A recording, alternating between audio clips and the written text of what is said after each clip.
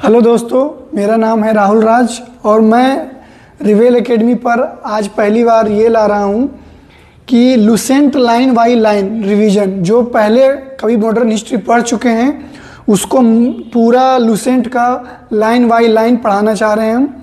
और इसमें ये सबसे बड़ी बात मैं ये बताना चाहता हूँ कि लुसेंट जितना भी एग्ज़ाम होता है, वन डे जितना भी एग्ज़ाम होता है जिसमें जीके जीएस पूछा जाता है, उसमें सबसे ज़्यादा सभी लोग बोलते हैं आके कि लुसेंट से सवाल आया, लुसेंट से सवाल आया।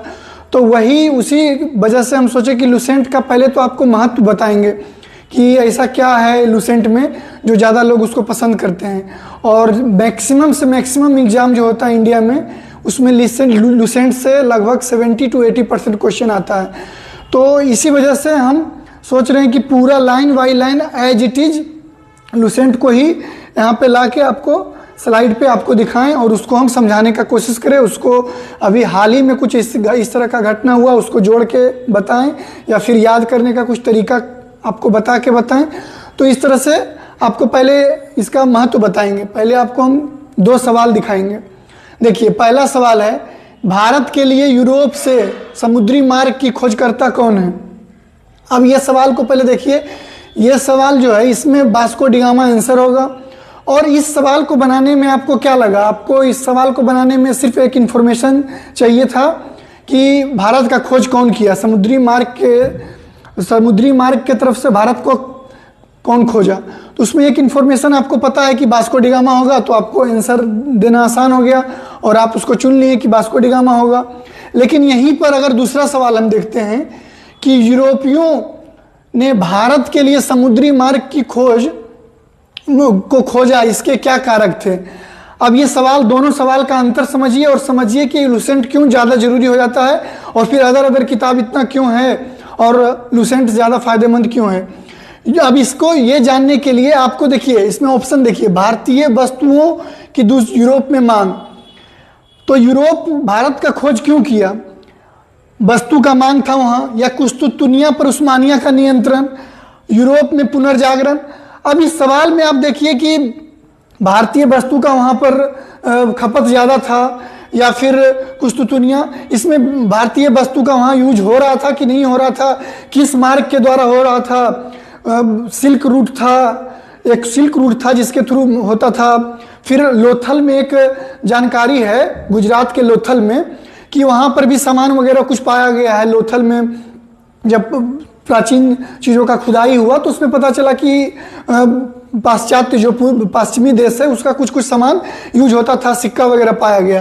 तो उस वक्त भी वस्तु हो रहा था, तो इसके लिए बहुत ज़्यादा जानकारी, एक ऑप्शन से आप इतना जानकारी आपको समझना पड़ा। फिर कुस्तुतुनिया के बारे में जानकारी आपको लेना पड़ा, उस्मानिया क्या था, कुस्तुतुनिया कहाँ पे है, अभी उसका कौन सा जगह है, इस्तांबुल को कुस्तुतुनिया बोलते हैं, तो ये चीज़ उसके बारे में जानना। फिर यूरोप में पुनर्जागरण क्या होता है, यूरोप में पुनर्जागरण, भारत में पुनर्जागरण कब हुआ था, ये जानकारी आप इकट्ठा कर सकते हैं, लेकिन यूरोप में पुनर्जागरण का जानकारी कठिन है थोड़ा सा। तो अब इसका ऑप्शन में देखिए, इसका ऑप्शन में आंसर होगा ऑप्शन डी।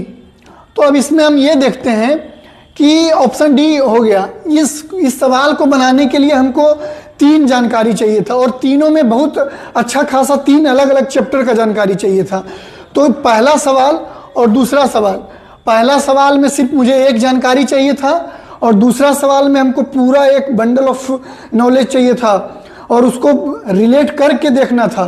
तो ये दोनों सवाल में क्या अंतर है कि जितना भी वनडे एग्जाम होता है वो पहले तरह का क्वेश्चन पूछा जाता है। उसमें maximum Bihar police, UP SSSC, BPSC, Bihar police दरोगा, जितना भी एग्जाम है उसमें पहले तरह का क्वेश्चन पूछा जाता है। दूसरे तरह का परीक्षा में बहुत कम क्वेश्चन होता है, यूपीएससी लेवल का होता है क्वेश्चन, सीडीएस वगैरह में पूछा जाता है, और यूपीएससी जब कंडक्ट करवाती है तो इस तरह का। तो अगर आपको इस तरह का जानकारी चाहिए, इस तरह का आपको पढ़ना है इतने डिटेल में, तो आपके लिए ये वीडियो नहीं है। ये वन लाइनर्स के लिए है, ये उन लोगों के लिए जो लुसेंट पढ़ के बहुत सारा एग्जाम निकालना चाहते हैं। तो अगर आप इस तरह के खोज में हैं तो आपको डिटेल पढ़ना पड़ेगा। इसके लिए कृष्णा यादव सर का प्लेलिस्ट हम शेयर कर देंगे और बहुत सारे टीचर हैं जो बहुत डिटेल में पढ़ाए हैं, उसको हम पढ़ाते हुए समझाते। हाँ, तो अभी जो जितना हम पढ़ाएंगे वो सारा लुसेंट से रहेगा और वन लाइनर्स एग्जाम रहेगा, रिवीजन पर्पज से रहेगा। तो आपको हम समझा दिए कि पहला तरीका, दूसरा तरीका, तो मैक्सिमम 90% एग्जाम आपका सिर्फ इंफॉर्मेशन आपके दिमाग में होगा, एज इट इज इंफॉर्मेशन होगा। इस तरह का इंफॉर्मेशन तो आप सवाल बना लोगे। इस तरह का इंफॉर्मेशन के लिए आपको और डिटेल में लक्ष्मीकांत पढ़ना पड़ेगा, और पॉलिटी के लिए लक्ष्मीकांत, और इन लोगों मतलब आधुनिक भारत के लिए विपिन चंद्रा वगैरह पढ़ना पड़ेगा, और बहुत बेहतरीन ढंग से आप पढ़ सकते हो उसमें। तो अभी हम आपको बता रहे हैं कि यूरोप में मेरा पहला शुरुआत होगा यहाँ से, आधुनिक भारत से हम पढ़ाना शुरू करेंगे। भारत में यूरोपीय व्यापारिक कंपनियों का आगमन। तो भारत में यूरोपीय कंपनी कैसे भारत आया, इसके बारे में पढ़ते हैं। 17 मई 1498 ईस्वी में वास्को डी गामा ने भारत के पश्चिमी तट पर स्थित कालीकट यूरोपीय कंपनी का स्थापना बंदरगाह पहुंचकर भारत में नए यूरोप के बीच में समुद्री मार्ग खोज की। इस यात्रा में वास्को डी गामा, अब देखिए इसमें क्या क्या जानकारी है। सबसे पहले भारत में कौन आया, तो सबसे पहले वास्को डी गामा आया। एक सवाल यहां से बन गया, कहां पहुंचा, जब पश्चिमी घाट पे आया। तो पश्चिमी घाट, भारत का पश्चिमी घाट जो है वो भारत के पश्चिमी घाट में आया। ये पश्चिमी घाट है, तो ये पश्चिमी घाट पे आया और कालीकट पे आया, कालीकट पे। तो इसको कालीकट पे आया, बंदरगाह पर पहुंचकर समुद्री मार्ग का खोज किया। तो उसको पथ प्रदर्शक अब्दुल मजीद किसके, पहला देखिए सवाल आया कि कब आया, 17 मई 1498। दूसरा आया कहां पर पहुंचा, तो कालीकट पहुंचा। तीसरा इसका कि इसका पथ प्रदर्शक कौन था, तो जब अफ्रीका से आ रहा था तो अफ्रीका में इसको अब्दुल मजीद नाम का एक व्यक्ति मिला, मुस्लिम व्यक्ति। वो इसलिए है क्योंकि ईरान से पहले ही हिंद महासागर में व्यापार हो रहा था, तो अब्दुल मजीद वहाँ अफ्रीका के तट पे था, इसीलिए अब्दुल मजीद मिला। अब उसके सहयोग से वो आया। उसके बाद 1505 ईस्वी में फ्रांसिस्को द अल्मोड़ा भारत के प्रथम पुर्तगाली वायसराय बन के आया। उसके बाद देखिए पुर्तगाल का सबसे पहला वायसराय बन के जो आया वो फ्रांसिस्को द अल्मीडा बन के आया। तो फिर उसके बाद 1509 में अल्फांसो द अल्बुकुर्क आया। तो ये फ्रांस में ही वायसराय बना के भेजा गया और ये पहली बार यहाँ आके बना। तो वास्तविक जो यहाँ वायसराय बना और पुर्तगालियों का यहाँ पे जो शासन शुरू हुआ वो अल्फांसो द अल्बुकर्क के वजह से हुआ। तो इसमें हम लगातार लगभग 10 क्वेश्चन समझ में आ गया इसी पेज में से। और इसने 1500 जिस तरह से देखिए अल्फांसो द अल्बुकर्क जब वो आया तो वो भारत में अलग अलग जगह पे हमला वगैरह करना शुरू किया। तो उसी में सबसे पहला यूसुफ आदिल शाह जो गोवा के शासक थे उनको जीता और गोवा में अपना वर्चस्व जमाया सबसे पहले। अब देखिए इसमें यूरोपीय कंपनी का नाम है सब और कब किसका स्थापना हुआ ये है। पुर्तगाली ईस्ट इंडिया कंपनी सबसे पहले आया, आप शुरू में ही देख रहे हैं कि 1498 में आया। तो ये 1498। अंग्रेजी ईस्ट इंडिया कंपनी 1600 में आया, डच ईस्ट इंडिया कंपनी 1602 में आया, डेनिश ईस्ट इंडिया कंपनी 1616 में, फ्रांसीसी 1634 में और स्वीडिश वाला नहीं पूछा जाता है, ये नहीं पूछा जाता है, डेनिश भी नहीं पूछा जाता है। लेकिन ये 4 इंपॉर्टेंट है क्योंकि ये चारों अच्छा समय तक शासन किए हैं इंडिया में। अब इसमें ये कंपनी का स्थापना का लिस्ट है। इसके बाद देखिए अब क्या है कि इसमें कौन स्थापना हुआ, इसका ये क्वेश्चन कैसे आ सकता है कि पुर्तगाली ईस्ट इंडिया कंपनी सबसे पहले क्वेश्चन आएगा कि निम्नलिखित में से कौन पहले आया, इसको सजाएं। तो ऑप्शन में दे देगा अंग्रेजी, पुर्तगाली, डच, फ्रांसिस। इसमें क्या लिखोगे तो ये इस तरह का होगा। पुर्तगाली मतलब कौन आया, तो इसमें ये नहीं होगा, पहले आया पुर्तगाली फिर 2 में डच आया। स्थापना इस तरह से हुआ है लेकिन पहले पुर्तगाली आया, दूसरे नंबर पे डच आया, तीसरे नंबर पर अंग्रेजी ईस्ट इंडिया कंपनी आया। तो इस तरह से इसमें लगभग 10-15 सवाल बन गया। तो हम लोग इसको इसी तरह से पढ़ेंगे कि हर सवाल, हर पेज में से 10-15 सवाल जो इन्फॉर्मेटिव होगा वो आपको इन्फॉर्मेशन पास ऑन करेंगे। इसके बाद अब देखिए हम बताते हैं आपको, ये भारत का मैप है। समुद्री मार्ग का जब खोज हुआ तो इधर से ही पूरा हिंद महासागर से ही जो यूरोप का सारा कंपनी था वो ज़्यादा मैक्सिमम इधर से ही आया है। सूरत कुछ कंपनी था जो मछलीपट्टनम आया, कुछ कालीकट आया, कुछ ट्रावनकोर आके अपना स्थापना किया। और इसके बाद आगे पुर्तगालियों ने अपनी पहली व्यापारिक कोठी कोचीन में खोली। और पुर्तगाली जो था वो पहला कोचीन में खोला अपना कोठी, ये भी सवाल पूछा जाता है। फिर दक्षिणी पूर्वी तट पर पुर्तगालियों की एक मात्र बस्ती सन थोमे थी। तो ये पुर्तगाली जो है ज़्यादातर जो है वो पूर्वी पश्चिमी घाट पे जो है ना, पश्चिमी तट पे अपना आके यहाँ पे अपना शुरुआत किया। लेकिन दक्षिणी पूर्वी तट पर सिर्फ एकमात्र सन थोमे था। और ये इतना इंपॉर्टेंट भी नहीं है। पुर्तगालियों के बाद भारत में डच आया। इससे पहले ही हम आपको बताएं कि आने का क्रम अलग है और कौन स्थापना किया अपना वो उसका अलग है।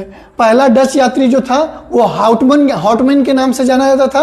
और डचों ने भारत में अपनी प्रथम व्यापारिक कोठी 1605 में मछलीपट्टनम में, जैसा कि देखिए हम आपको बताएं कि डच जो है मछलीपट्टनम में अपना शुरुआत किया। ये मैप देखने से आपको क्या होगा कि आपको समझ में आएगा कि किस हिस्से से आया है और किधर रहा है। इसे याद करने में थोड़ा आसान होगा। उसके बाद डचों की दूसरी व्यापारिक कोठी पुलिकट में थी, स्थापित हुई, जिन्होंने अपना स्वर्ण सिक्के। तो पैगोडा कहाँ से चला? एक सवाल आता है कि पैगोडा, स्वर्ण सिक्के को पैगोडा बोलते हैं। वो पैगोडा पुलिकट में सबसे पहला शुरुआत किया गया। और डच पहला ऐसा था जो पहला वाला औद्योगिक वेतनभोगी रखा। वो पहला ऐसा था जो अपना उद्योग शुरू किया, तो उसमें वेतनभोगी लोगों को रखा जो कि अपने काम करते थे और वेतन पाते थे। और फिर ये बॉक्स में है, डच ईस्ट इंडिया कंपनी ने 1632 में पटना में अपना कारखाना स्थापित किया। तो जो बिहार का जो क्वेश्चन है, बिहार में से सवाल आता है, तो उसमें ये सवाल आता है कि डच ईस्ट इंडिया कंपनी 1632 में मतलब पटना में कब खोला? तो 1632 में। या फिर डच ईस्ट इंडिया कंपनी अपना पहला बिहार में कहाँ कारखाना स्थापित किया? तो 1632 में। इसके बाद कोलचेल की लड़ाई, इस लड़ाई में त्रावणकोर का राजा मार्तंड वर्मा ने 10 अगस्त 1741 को एडमिरल यूस्टाचियन डी लिनोय के नेतृत्व वाली डच ईस्ट इंडिया कंपनी की सेना को हरा दिया। तो अगर सवाल आएगा कि कोलाचोल की लड़ाई जो हुआ था, कोलाचेल की लड़ाई, तो वो कब हुआ था? ऐसे ये पूछा नहीं जाता, लेकिन अगर कहीं पूछा जाए तो ये याद रखना है। ये लड़ाई 1741 को हुआ था और यूस्टाचियस के साथ हुआ था इसका लड़ाई, और राजा मार्तंड के साथ हुआ था। फिर डचों का भारत में अंतिम रूप से पतन 1759 में हुआ। और डचों को मध्य में डच और अंग्रेज के बीच कौन सा युद्ध हुआ? तो वेदरा युद्ध हुआ। सवाल में यहाँ से ऐसा आ सकता है कि वेदरा युद्ध जो हुआ वो किसके किसके बीच में हुआ? तो ये डच और अंग्रेज के बीच में हुआ। फिर 31 दिसंबर, तो ये डच से बहुत कम सवाल आता है। डच से सिर्फ ये सवाल आता है कि बिहार में सबसे पहला कारखाना कब शुरू किया और कहाँ पर अपना कोठी शुरू किया। पर उसके बाद देखिए 31 दिसंबर 1600 ईस्वी को इंग्लैंड की रानी एलिजाबेथ प्रथम ने ईस्ट इंडिया कंपनी को अधिकार पत्र प्रदान किया। तो ईस्ट इंडिया कंपनी जब वहाँ से आया था, तो ये अभी से पहले जब भी आया था तो वो बस विजिट करने के लिए आता था और वो देखने के लिए आता था कि यहाँ के मसाला, यहाँ का किस किस चीज़ से व्यापार किया जा सकता है। पहली बार 31 दिसंबर को एक तरह से लाइसेंस मिला, अधिकार पत्र मिला, जो कि रानी एलिजाबेथ ने दिया। प्रारंभ में ईस्ट इंडिया कंपनी 217 साझेदारी के साथ आया था। तो पहली बार जब आया था तो वो 217 लोगों के साथ आया था। और इसके पहला गवर्नर थे वो टॉमस स्मिथ थे। और ये 217 साझेदार का मतलब ये होता है कि वो जैसे शेयर मार्केट होता है कि ये पुर्तगाली सबसे पहले शुरू किया था कि किसी भी बिजनेस में बहुत सारे लोगों से पैसा कलेक्ट करता था, उसके बाद किसी बिजनेस में पैसा लगाता था और उसमें जो जितना टका लगाया है, कोई 10% लगाया, 20% लगाया, उसको मुनाफा कमा के देता था। तो ये पूरा शेयर मार्केट का जो कंसेप्ट है ये डच से आया है, लेकिन इसका सबसे बेहतर उपयोग अंग्रेज किया। और ये देख ही रहे हैं 217 साझेदार मिलके पैसा लगाया और टॉमस स्मिथ को यहाँ भेजा। उसके बाद मुगल दरबार में जाने वाला पहला व्यक्ति कौन था अंग्रेज जो मुगल के दरबार में आया? तो पहला था कैप्टन हॉकिंस, और वो जेम्स प्रथम ने भेजा था उसको। तो जेम्स प्रथम इसको भेजा था कैप्टन हॉकिंस को। और ये 1609 में जहांगीर के पास आया था और ये जहांगीर के पास आके अपना प्रस्ताव रखा कि हम मसाला का बिजनेस करेंगे और इस तरह से आपको टैक्स भी होगा और व्यापार भी बढ़ेगा। तो इस तरह से पहली बार यही प्रयास किया गया था। और भारत में जो पहले बार जो जहाज आया था, जो बेड़ा लेके आया था, उसका नाम था रेड ड्रैगन। ये भी पूछा जाता है कि पहला जो जहाज आया था वो क्या नाम था उसका। फिर 1611 में दक्षिणी पूर्व समुद्री तट, दक्षिणी पूर्व समुद्री तट पर सर्वप्रथम अंग्रेजों ने मसूलीपट्टनम में व्यापारिक कोठी स्थापना किया। अभी तक ये जो है पश्चिमी घाट पे, पश्चिमी तट पे अपना सब कुछ कर रहा था, सूरत में कर रहा था। लेकिन अब 1611 में दक्षिण पूर्व में ही है मसूलीपट्टनम अभी के कर्नाटक आंध्र प्रदेश के साइड पे है और ये पूर्वी साइड पे है। तो 1611 में ये मसूलीपट्टनम में किया। उसके बाद जहांगीर ने 1613 ईस्वी में एक फरमान जारी किया और अंग्रेज को सूरत में थॉमस एडवर्ड के अधीन व्यापारिक कोठी खोलने की इजाजत दी। तो जहांगीर 1613 में इसको लाइसेंस दिया कि आप अपना व्यापारिक कोठी खोल सकते हैं। और सबसे पहला 1613 में ये सूरत में खोले। फिर पूर्वी तट पर पहला मसूलीपट्टनम में हुआ, पश्चिमी तट पे सूरत में हुआ था। सूरत में इससे पहले भी एक बार प्रयास किया गया था 1608 में, लेकिन 1608 में वो सफल नहीं हो पाए। ये यहाँ लिखा हुआ है 1608 में वो इसीलिए नहीं होता क्योंकि पहले से परमिशन नहीं लिया हुआ था और इस तरह से वो बिना परमिशन के सोच रहे थे कि उतना सरकार को, उस वक्त जो राजा था उसको पता नहीं चलेगा ये काम करने से, तो इसीलिए उसको हटा दिया गया, नहीं करने दिया गया। लेकिन 1613 में ये काम वो आसानी से किए क्योंकि जहांगीर उसको लाइसेंस दे दिया। 1615 ईस्वी में सम्राट जेम्स वन ने सर टॉमस रो को अपना राजदूत बनाकर मुगल सम्राट जहांगीर के दरबार में भेजा। अब 1613 में तक का घटना हो गया। अब 1615 में जेम्स वन टॉमस रो को दोबारा भेजा।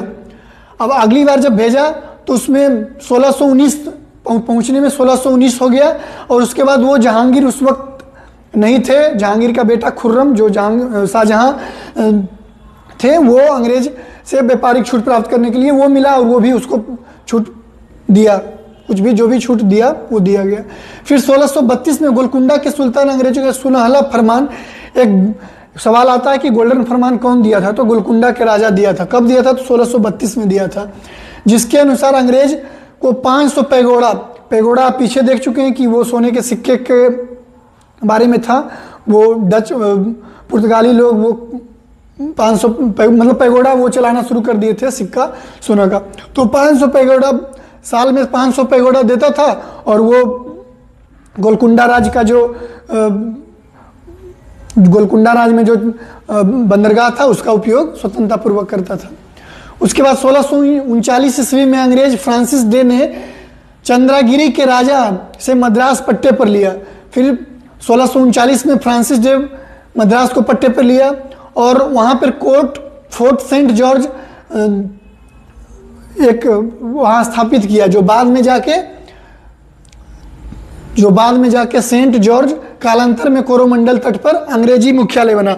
और ये कोरोमंडल तट क्या होता है? कोरोमंडल जो भारत का इस तरह से जो मैप है इसमें इसको बोलते हैं कोरोमंडल, जो तमिलनाडु कोरोमंडल बोलते हैं, और इसको मालाबार तट बोलते हैं।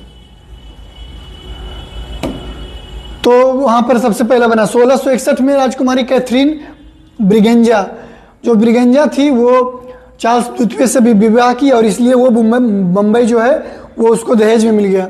1661 में पुर्तगाली के कब्जे में था बम्बई, लेकिन वो अंग्रेज को मिल गया दहेज के रूप में। उसके बाद 1668 में चार्ल्स द्वितीय जो था बम्बई को 10 पाउंड वार्षिक किराए पर ईस्ट इंडिया को दे दिया और उस ईस्ट इंडिया उस पर काम करता था। जब ये राजा प्रिंस के पास गया, प्रिंस कुछ पैसे लेकर ईस्ट इंडिया कंपनी को, मुंबई इसीलिए ज़्यादा फेमस जगह था क्योंकि वहाँ अच्छे से समुद्री जहाज का आवाजाही आराम से किया जा सकता था, इसीलिए उसको ईस्ट इंडिया कंपनी को यूज करने के लिए दे दिया गया। तो ये कब दिया गया? तो 1668 में दिया गया। उसके बाद 1687 ईस्वी में अंग्रेजों ने पश्चिमी तट का मुख्यालय सूरत से, जब बम्बई आ गया एक बार ईस्ट इंडिया कंपनी के हाथ में, तो ईस्ट इंडिया को समझ में आ गया कि सबसे बढ़िया तट यही है, यहीं से सबसे ज़्यादा व्यापार किया जा सकता है, तो इसको अपना मुख्यालय बना लिया।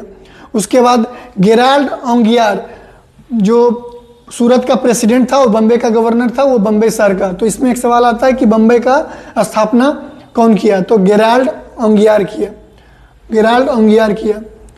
इसके बाद बंगाल के शासक चलिए ये यहीं तक अभी बताएंगे, आगे नेक्स्ट लेक्चर में बताएंगे। तो ये वीडियो बनाने में हमको लग रहा है कि इसमें इतना ज़्यादा इन्फॉर्मेशन है, बहुत ज़्यादा इन्फॉर्मेशन है, और आज तक कभी कोई इस तरह से क्यों नहीं वीडियो बनाया, ये भी हमको ऐसा महसूस हो रहा है कि क्यों नहीं बनाता है। क्योंकि पहले तो जो भी लोग टीचर बताते हैं वो बहुत क्वालिटी का ध्यान रखते हैं, और लाइन बाय लाइन बताना बहुत मुश्किल काम है, क्योंकि इसमें इतना ज़्यादा इन्फॉर्मेशन है, एक लाइन भी अगर छूट गया तो बहुत ज़्यादा इन्फॉर्मेशन छूट जाता है।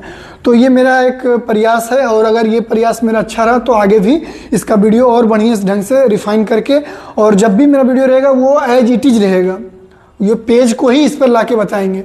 और चाहे इसको छोटा छोटा वीडियो बना के 5 मिनट 10 मिनट का वीडियो बना के करें या 1 घंटे का वीडियो बना, बाकी आप मेरे चैनल के साथ बने रहें और नेक्स्ट वीडियो में आपको इसका अगला पार्ट बताएंगे।